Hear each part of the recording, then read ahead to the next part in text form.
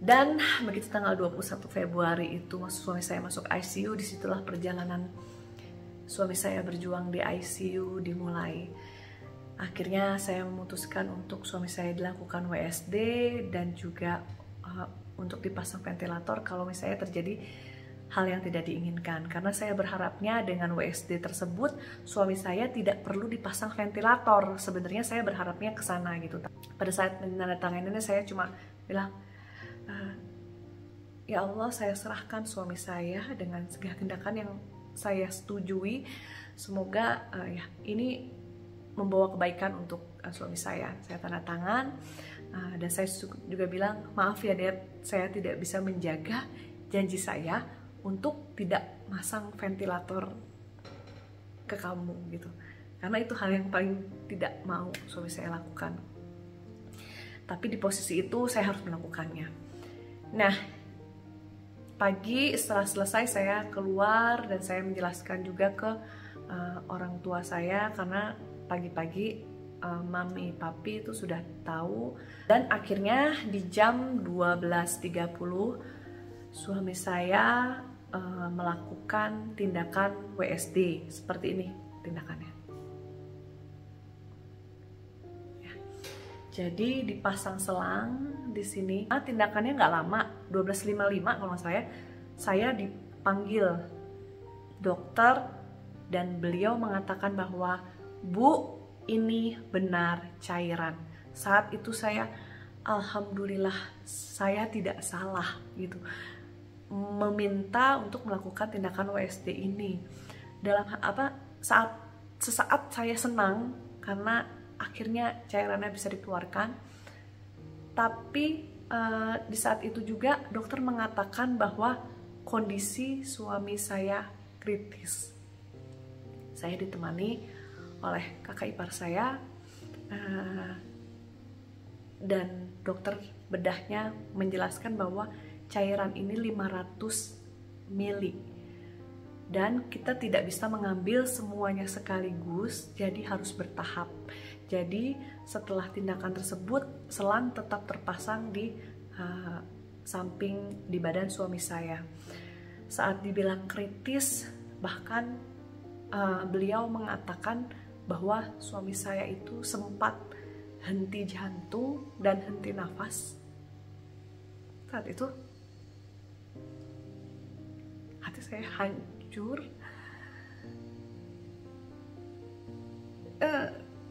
Dokter cuma bilang, cuma tinggal berdoa, berharap akan ada keajaiban yang bisa memulihkan suami saya. Pada saat henti jantung itu dan henti nafas, tapi untungnya kata dokter bedah tidak sampai di pompa ya, di pompa jantungnya, tapi hanya dimasukkan obat sedikit dan alhamdulillah jantung dan nafasnya kembali gitu. Saat itu saya hancur. Saya belum memberitahu anak-anak kondisi papahnya karena saya nggak tega gitu ya untuk ngasih tahu. Tapi saya harus kasih tahu gitu ya. Akhirnya setelah dari dokter bedah, saya juga berbicara dengan dokter anestesinya. Dokter anestesinya pun mengatakan tindakannya sudah selesai. Bapak tadi juga harus dipasang ventilator. Memang Bapak mengalami masa kritis sekarang gitu kan.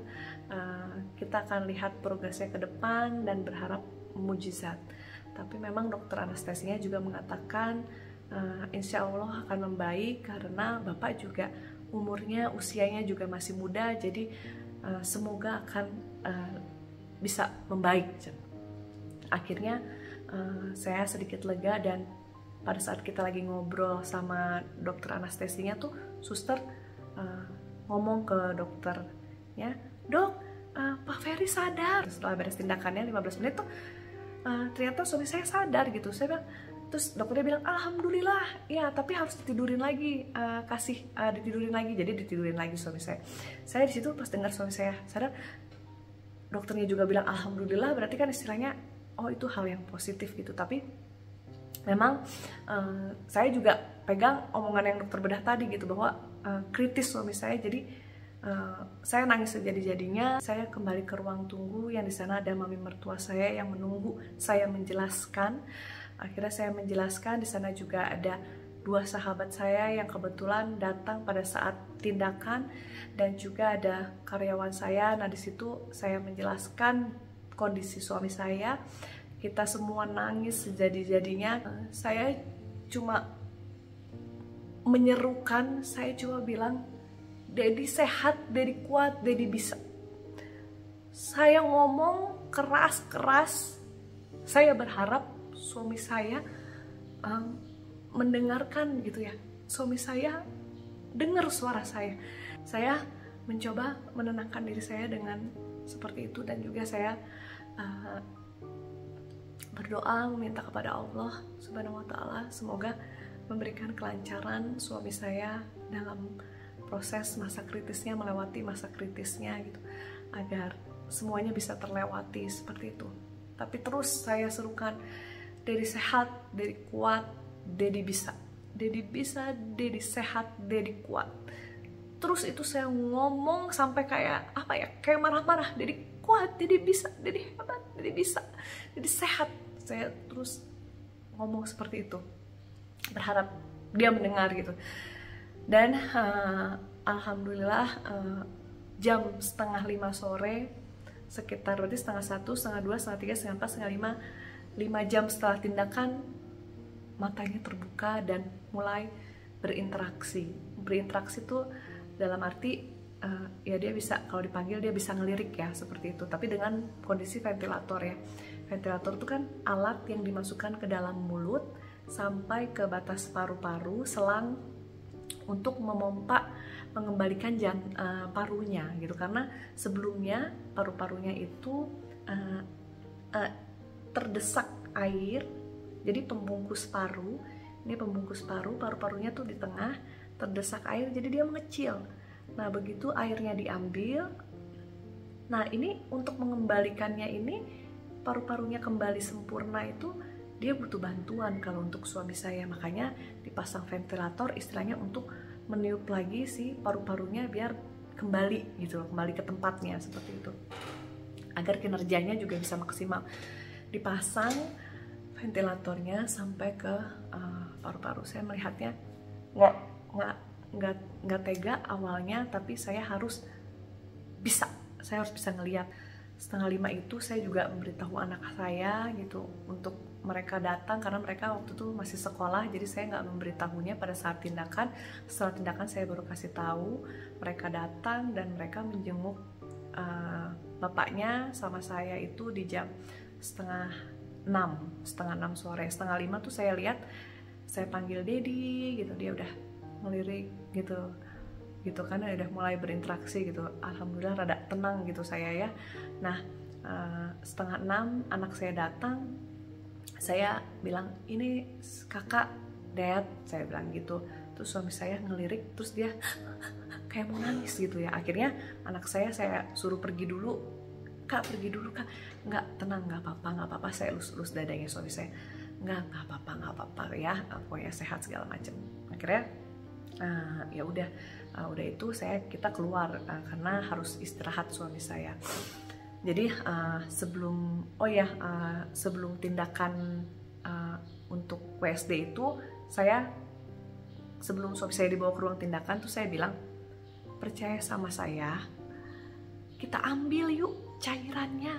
Masalahnya itu di cairannya. Ini sekarang udah tahu cara ngambilnya, jadi mau diambil cairannya. Saya info gitu ke suami saya, tenang ya gitu, maksudnya tenang, masalahnya udah mau diambil, saya bilang gitu. Nah, saya mencoba membesarkan hati suami saya agar dia tidak takut gitu kan, atau misalnya tidak tiba-tiba dia bingung, saya dibawa kemana nih, saya mau diapain gitu kan. Jadi ini mau diambil cairannya, jadi dia tenang, setelah diambil nanti enak, saya bilang gitu. Akhirnya karena suami saya saat itu nggak bisa ngomong ya, pakai oksigen tekanan tinggi kan, dia cuma bisa mengangguk, dan saya cuma bilang I love you, dan saya cuma itu saat-saat yang berat buat saya. tapi saya harus lakuin. Alhamdulillah suami saya nggak tahu sebenarnya masa kritisnya itu udah berapa lama, berapa hari. Yang belakangan saya baru ketahuin itu sebenarnya masa kritis 3 hari gitu.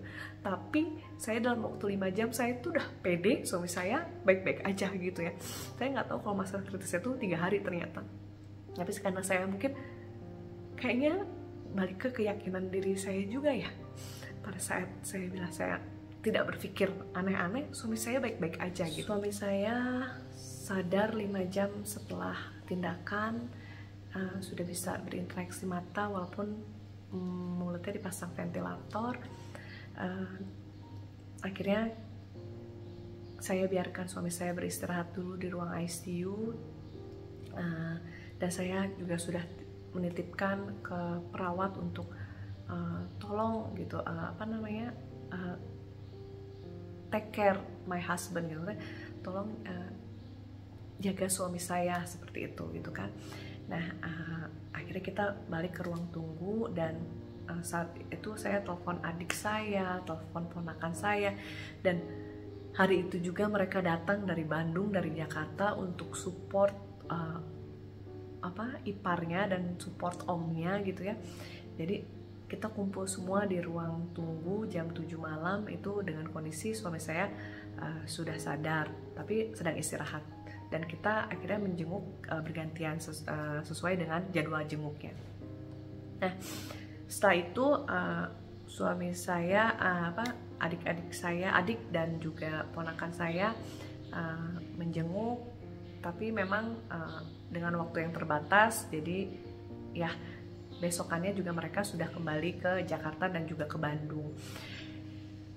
Di ruang tunggu saya menunggu, ditemani karyawan saya bergantian, dan juga ada orang tua saya, ada mertua juga menemani bergantian, dan juga melihat kondisi suami saya bergantian ke ruang ICU. Kondisi suami saya dengan tangan terikat, karena memang pada saat pasang ventilator itu saya meminta tangannya diikat, bukannya karena takut refleks gitu ya melepas si ventilatornya gitu. Dan juga infus tuh ada di tangan 1 dan ada di kaki itu ada 2 infus seperti itu. Jadi suami saya di situ infus obat, dan juga ada infus obat penenang ya gitu. Jadi yang bikin suami saya tuh tenang dan tidak merasa kesakitan saat dipasang ventilator. Ventilator dipasang selama 2 hari, dari hari Rabu, Kamis, Jumat malam itu saya dipanggil dokter dan mengatakan bahwa ventilator akan dilepas. Di situ saya lega, tapi saya berpikir dilepas cepat, kok bisa secepat itu, saya bilang gitu. Maksudnya benar, yakin dilepas, saya mengatakan ke dokter gitu. Yakin dilepas, saya nggak mau ya kalau sampai nanti harus dipasang lagi. Akhirnya saya minta, bisa nggak ventilatornya diturunkan dulu kinerjanya bertahap seperti itu, karena kan ventilator 100%, terus dia diturunkan 70%, 60%, 50% gitu kan. Jadi diturunkan dulu, bener stabil nggak kondisinya, saya bilang gitu ke dokternya. Kalau memang sudah stabil, ya oke dilepas, saya bilang gitu. Ya kalau dari kondisi klinis Bapak sih sudah bagus gitu kan ya. Terus habis itu dan dokter juga sudah menyarankan untuk dilepas. Akhirnya Jumat malam tuh dilepas gitu ya ventilatornya. Lega gitu ya, ventilatornya sudah dilepas, dan dia menggunakan oksigen tekanan tinggi. Menggunakan sungkup dulu. Menggunakan sungkup itu bisa gitu kan ya. Bisa, tapi masih di antara 90 sampai 95 ya. Di antara itulah range-nya gitu kan. Dia menggunakan sungkup, pakai sungkup Jumat malam sampai Sabtu. Oke, keadaannya bagus sampai jam 11 siang Sabtunya. Itu dia mulai ngedrop, mulai kesulitan lagi bernafas, sampai dokter harus memasang oksigen tekanan tinggi. Dan akhirnya saya lihat dia mulai kesesakan lagi gitu kan ya. Saya, duh kenapa lagi ya gitu ya, aduh gitu kan ya. Harusnya ya Allah gitu kan ya, mulai sesak lagi suami saya. Perawat, ini tolong dong, kok suami saya sesak lagi. Akhirnya tangani beberapa perawat dan akhirnya saya dipanggil lagi sama dokter jaga di ICU. Beliau mengatakan, Bu, dan benar pikiran yang saya tidak mau sampai terjadi akhirnya terjadi. Bu, Bapak harus dipasang lagi ventilator karena saturasinya mulai turun lagi. Kan saya kemarin sudah bilang jangan dilepas dulu kalau misalnya memang keadaannya belum stabil, saya bilang gitu. Maksudnya, tapi kemarin Bapak keadaannya sudah stabil, dan juga memang katanya ternyata pas waktu pasang ventilator pertama tuh suami saya tuh gigit si selangnya tuh kegigit gitu, jadi bocor gitu. Jadi percuma kalau misalnya dipasang terus karena nggak maksimal kinerja si ventilatornya gitu. Jadi karena itu, jadi karena ada kebocoran dan juga dokter melihat kondisinya suami saya rada membaik, makanya dilepas gitu karena percuma gitu kan.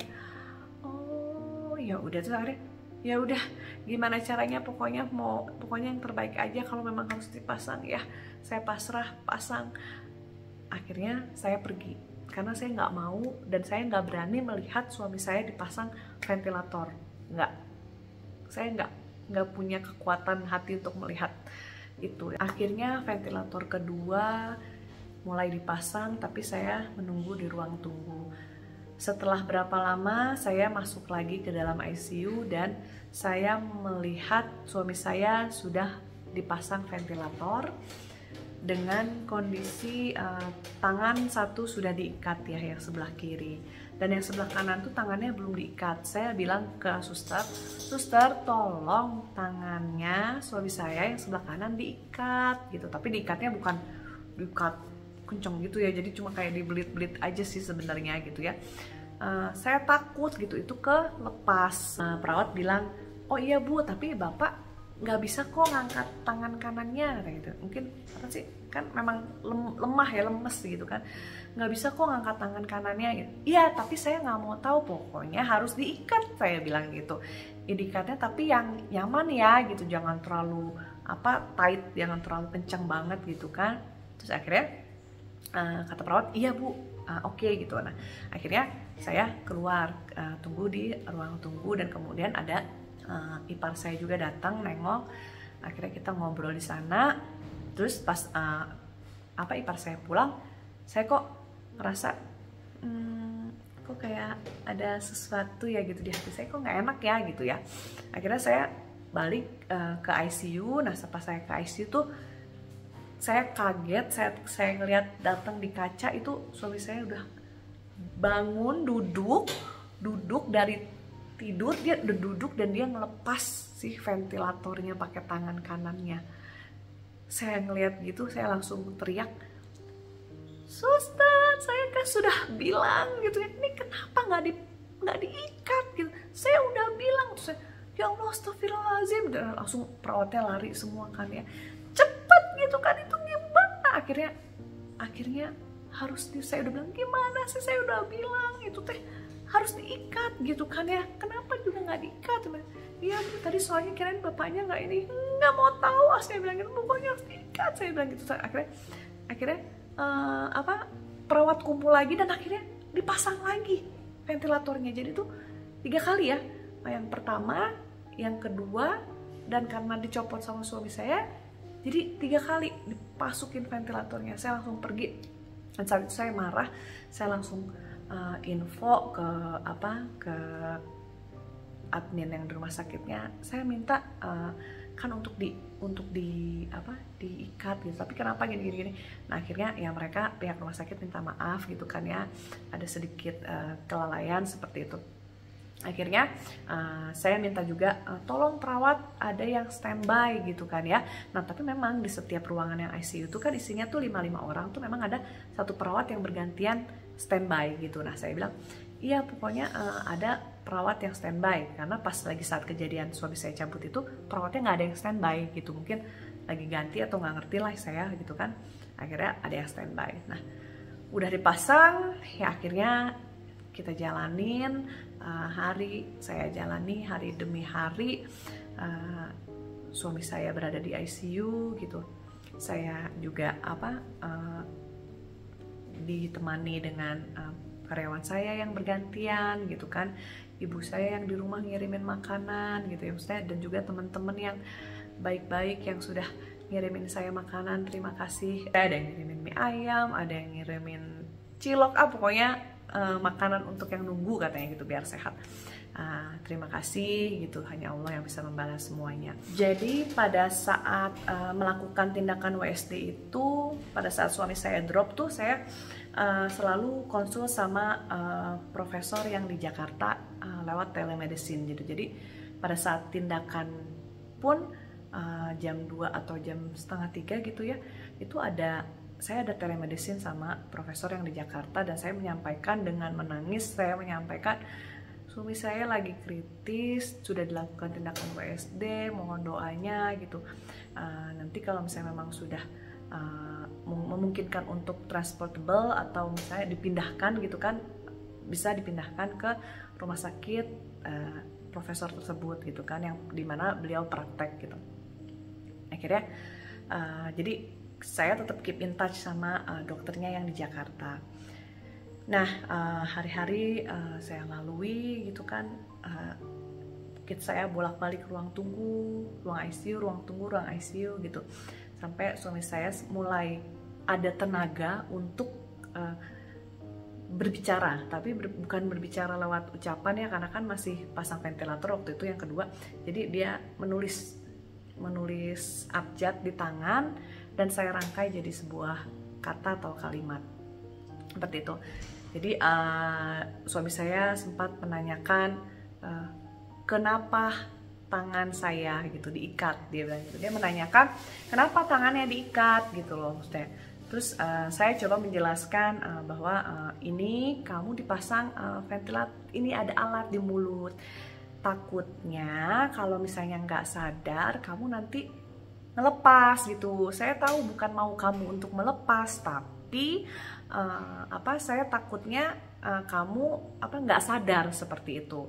Nah saya juga menjelaskan ke suami saya, mohon maaf saya harus pasang ventilator ini gitu karena biar kamu nggak capek ya, saya bilang, percaya sama saya bilang gitu. Ini untuk bikin kamu lega nafasnya. Terus, akhirnya dia pun mengerti, dia bilang kan karena kan memang ventilator itu dia tidak mau sama sekali untuk pasang itu kan sebenarnya gitu kan.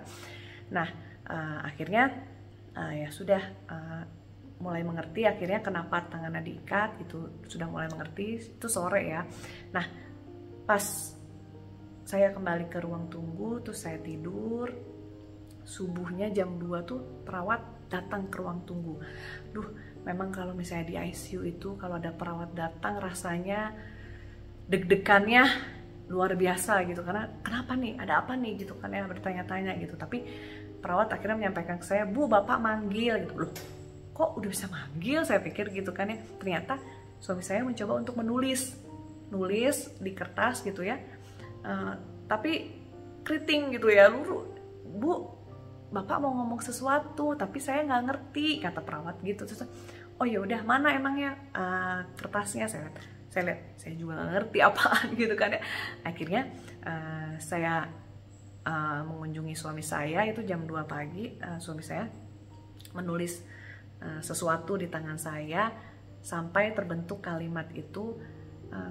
Dia bertanya lagi kenapa saya diikat gitu, padahal kan sebelumnya saya udah menjelaskan ya. Ternyata mungkin kayaknya karena efek obat ya gitu, jadi karena efek obat tuh dia jadi lupa gitu loh dengan apa yang udah dia tanyakan sebelumnya. Nah, akhirnya dia nanya lagi kenapa ini kok saya dipasang gitu kan ya. Terus abis itu saya bilang kan ini soalnya kamu dipasang gitu. Saya coba jelasan lagi akhirnya, terus tapi dia tetap kekeh, lepas sekarang gitu, saya mau jalan, saya mau pergi kan sama kamu, dia bilang gitu. Tapi dia nulisnya di sini ya, satu-satu huruf dia tulis gitu sampai saya bisa merangkainya jadi satu kalimat gitu kan. Dia bilang ayo lepas gitu, saya mau jalan-jalan sama kamu gitu, saya bisa kok jalan, kata dia gitu kan. Saya bilang, aduh kenapa ya, saya pikir gitu, oh mungkin dia kayak, ya dia merasanya tuh sehat gitu, dia tuh merasanya sehat.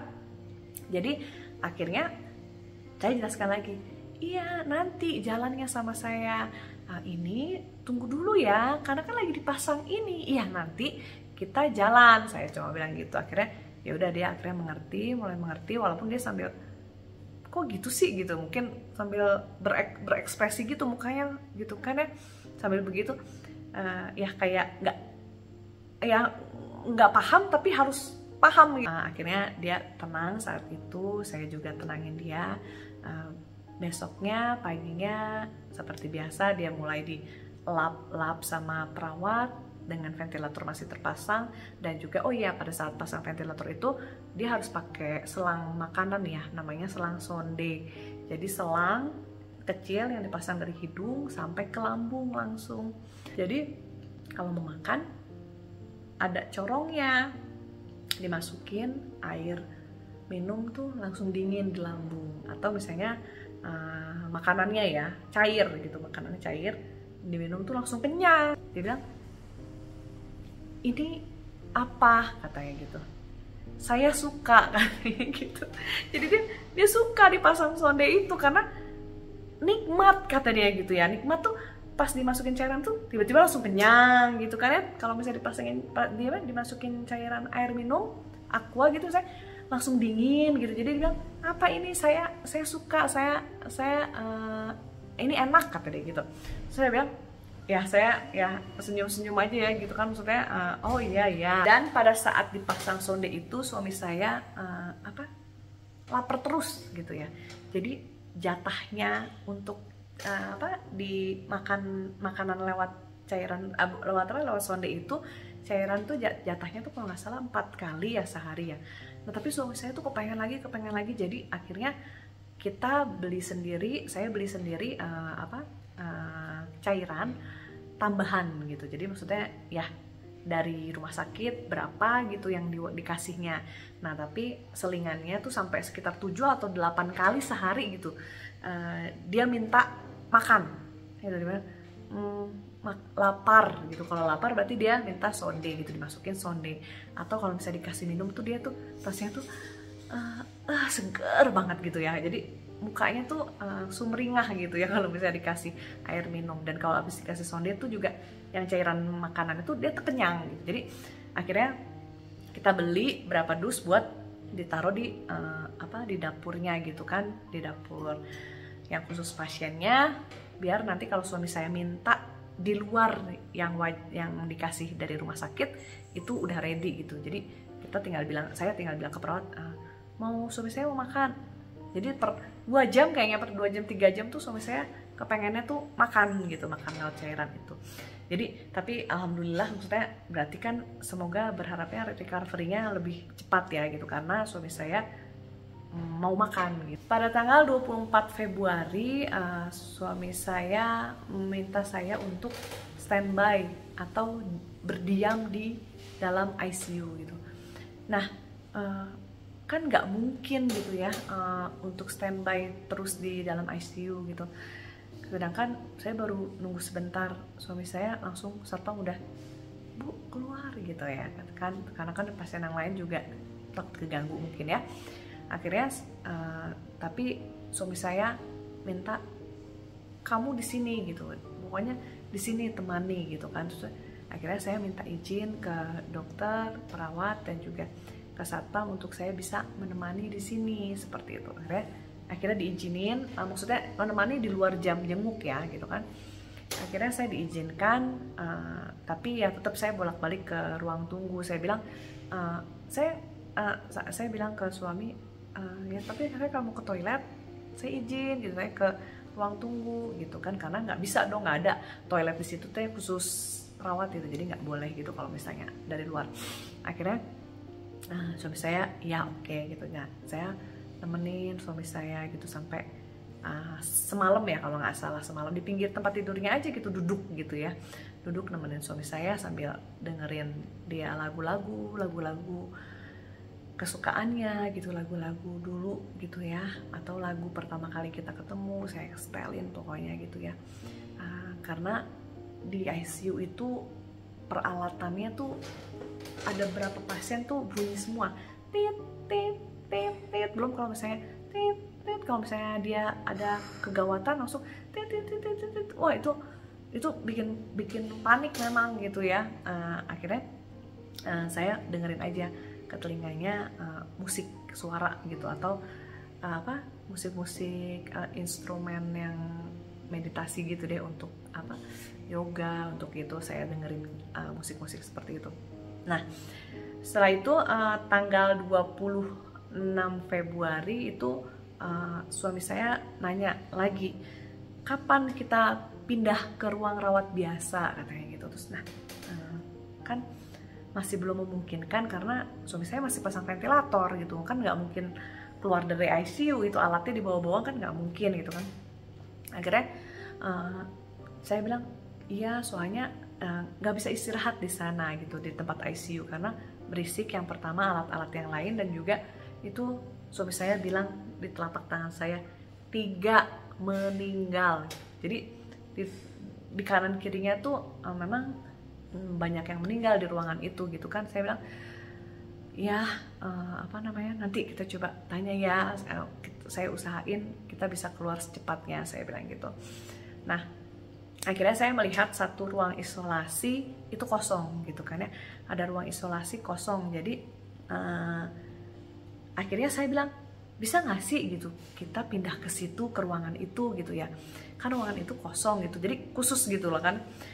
Akhirnya ditanya, akhirnya kita bisa pindah ke ruang isolasi itu. Nah alhamdulillah akhirnya kita dipindah ke ruang isolasi itu, dan di situ ada rada tenang karena juga kita nggak gabung sama pasien yang lain, dan bunyi segala macam atau misalnya ada yang meninggal segala macam kita nggak dengar di situ. Jadi kita stay di situ dari tanggal 26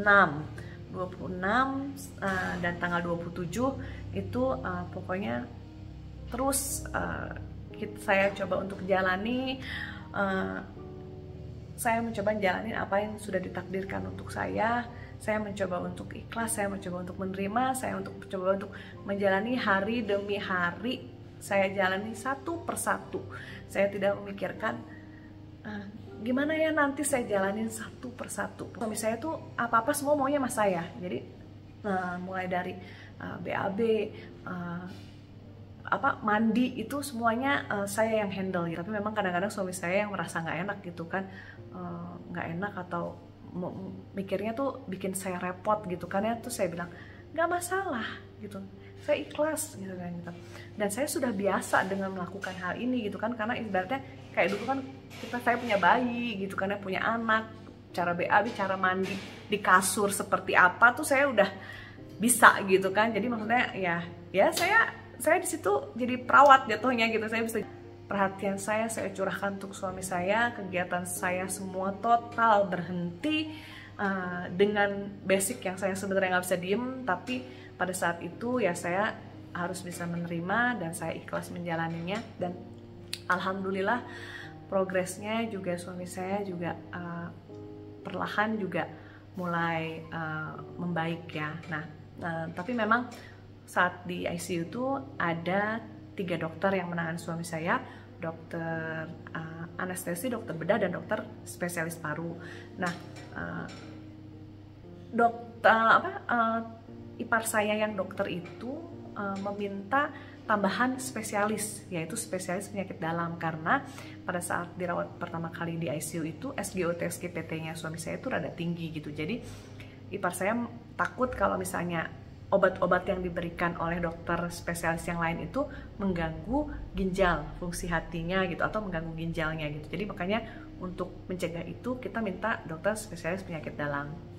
Nah jadi setelah di WSD itu si paru suami saya itu mulai terlihat gitu ya, mulai terlihat cairannya kan keluar ya, dia masih tetap dipasang selang, cairannya keluar. Nah itu sudah mulai terlihat gitu, sudah turun cairannya gitu kan. Tapi yang di sebelah kanan itu dia mulai rada naik sebenarnya gitu kan, rada bercak-bercaknya. Saya mikir, duh apa ngulang lagi sama seperti yang kiri gitu kan ya. Tapi ternyata untungnya kalau kata dokter sih, karena dipasang ventilator itu kemungkinan untuk pneumonia atau jamur itu akan sangat tinggi gitu, kemungkinan untuk terkontaminasi jamur atau pneumonia cara katanya itu. Nah ternyata pas saya konsultasikan dengan profesor paru yang ada di Jakarta pun beliau mengatakan, Bu, kok ini cepet ya yang sebelah kanan naiknya si bercaknya putih-putihnya. Nah itu sepertinya jamur, karena kalau jamur itu perkembangannya tuh memang cepat banget gitu dia bercaknya gitu kan.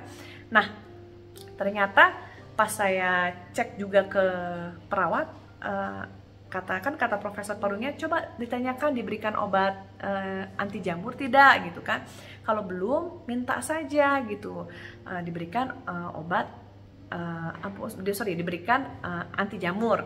Nah ternyata setelah saya tanya ke suster itu, ternyata diberikan obat anti jamurnya itu sama dokter spesialis penyakit dalam gitu. Jadi sama penyakit dalam itu dikasih gitu. Jadi aku bilang, oh alhamdulillah gitu. Dan bener saja, setelah 2 hari kemudian di ronsen ulang lagi itu turun si bercak putihnya ya gitu. Berarti memang itu ke arah jamur seperti itu. Nah akhirnya ya sudah mencoba menjalaninya pada tanggal 27 Februari. Hasil ronsennya membaik, hasil darahnya membaik, dan juga pelan-pelan kinerja si ventilatornya itu diturunkan.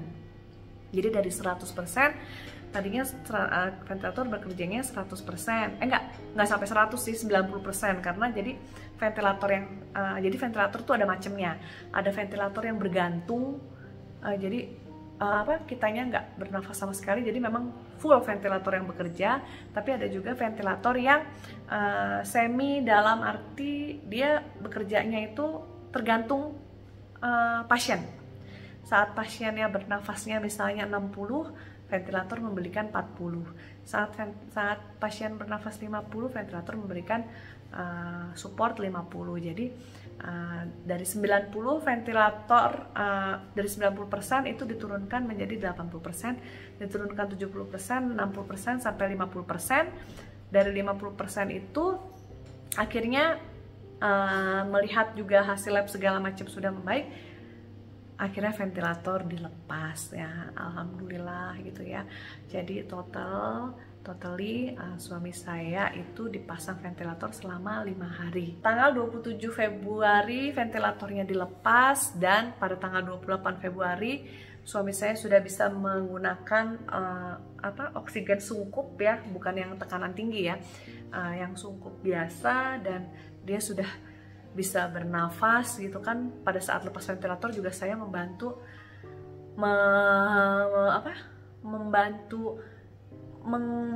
mencoba untuk mengembangkan parunya ya, dengan cara fisioterapi gitu. Fisioterapi tersebut ada dokter khusus, dokter fisioterapi mengajarkan.